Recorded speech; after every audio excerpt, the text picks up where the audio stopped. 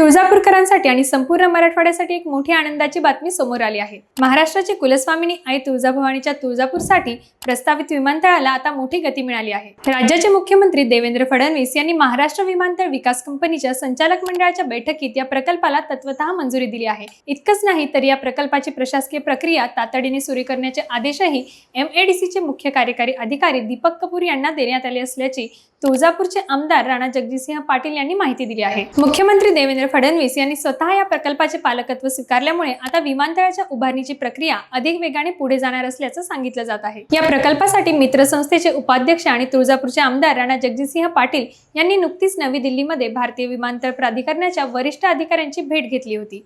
या बैठकीत विमानतळाच्या तांत्रिक आणि प्रशासकीय बाबींवर सविस्तर चर्चा झाली होती। हा विमानतळ झाल्यानंतर तुळजापूरसह पंढरपूर, अक्कलकोट, गाणगापूर, येरमाळा, कुंथलगिरी आणि तेर यांसारख्या महत्त्वाच्या धार्मिक स्थळांना थेट हवाई संपर्क मिळणार आहे।